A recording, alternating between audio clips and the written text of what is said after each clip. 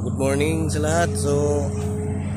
For today's video ay babalikan natin tong kubil ko na may error na F021. Ayan. Hindi natin to pwedeng paandarin ngayon guys kasi may tinanggal na hose doon sa travel. Pero hindi tayo ang gagawa nito kasi yan, may tinanggal sila na hose diyan.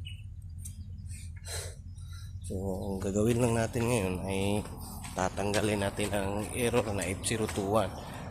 Sa mga hindi pa nakakaalam, ang error na F021 ay sa swing brake yan. Yung ground niya ay may shortage. Ayan. Ayan, F021. Yan ang ito-trouble natin ngayon. Ayan, let's go.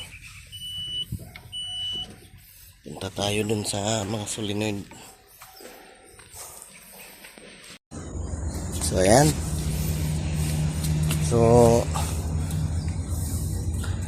Ang solenoid na may problema ngayon ay ito. Ang pangalawa. Ito yung una, ito yung sa safety lock niya o sa lever lock. Itong pangalawa, ito yung sa swing niya.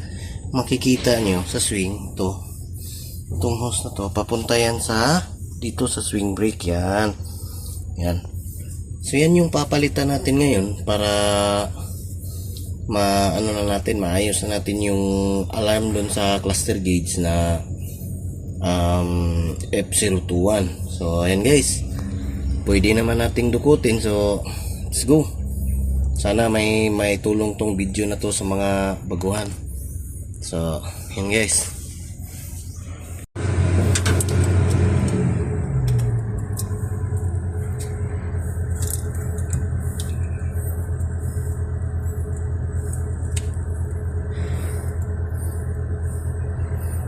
May dalawang tornilyo lang yan guys. Alin key ang gamit.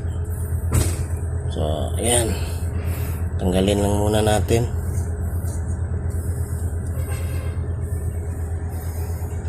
Guys, natanggal ko na yung sa ilalim.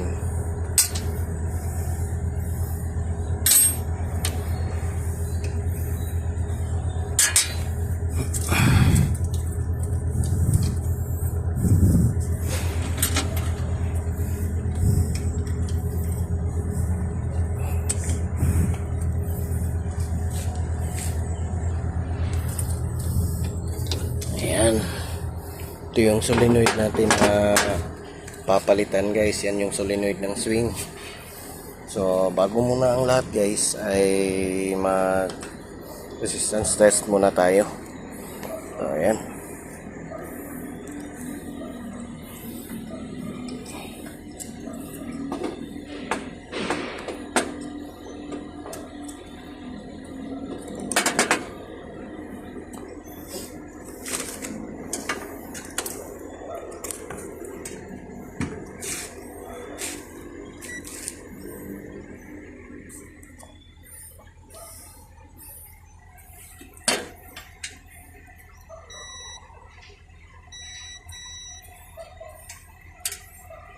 Yan ang isa dia pau. Punitin anak. Punitin dia anak. Lista na boss. Padala sa Sir Toto kuan. Yan guys, confirm 9.5 na lang yung kanyang resistance. Sa mga ganitong solenoid guys, dapat may makukuha tayong 32 point something. Yan, testing natin yung bago. Ito isa.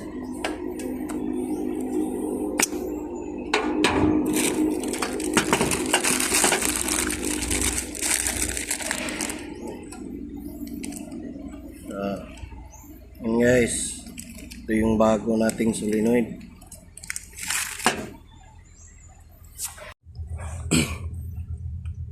Kabit muna natin tong bago guys.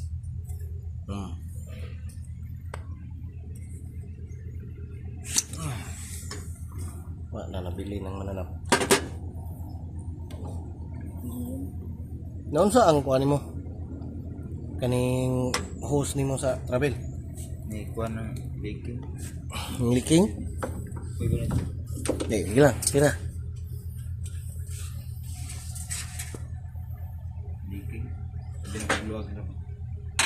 Kuha na gyud ang crimping na gyud. Pero na change oil na ni. Wala man dito sa kuan day, wala man dito sa kaning luyo sa opisina ang isa ka bakho. Naa dito sa quarry oy. Quarry na. Mas quarry. Sige mo puto kabilod. Sige puto kabilod. Dito. Bag-or gyud na adtuon pud nga adtuon pud na ako karon. Atod buto nimo. Okay. Kuan mo to di daw maliyok. Man. Oh, yan na. Ibalik na natin. Tapos balik natin yung kanyang sakit. Yan. Tapos punta tayo balik sa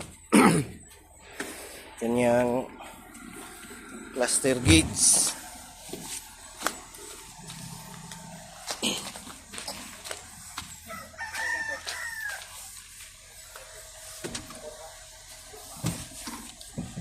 Ayan na. Tingnan natin kung may error pa bang lalabas.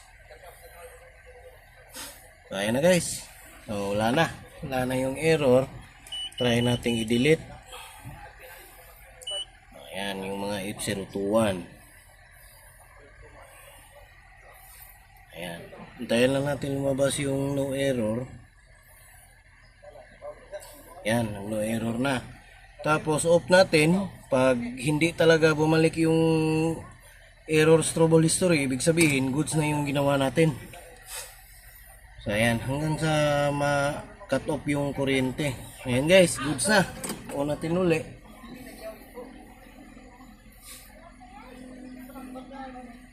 So ayan, kahit magpunta tayo sa trouble history, ayan na, no error na siya guys.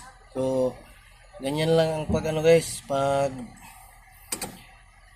solve sa error ng Kubilco F021. So yan, may grounded din kasi na nagmumula sa mismong solenoid natin. So yan lang for today's video. Hindi pa pala, may tatlo pa tayong Kubilcong pupuntahan ngayong araw.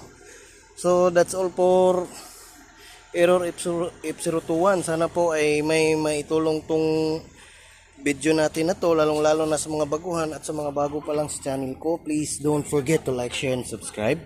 At pakihit na rin yung notification bell para po maging updated kayo sa mga bagong videos na gagawin ni Pobreng Mekaniko. So yun lang po sa mga may problema sa kanilang Kubilco na error F021. Yan lang po yung gagawin natin. So yun lang po. Thank you.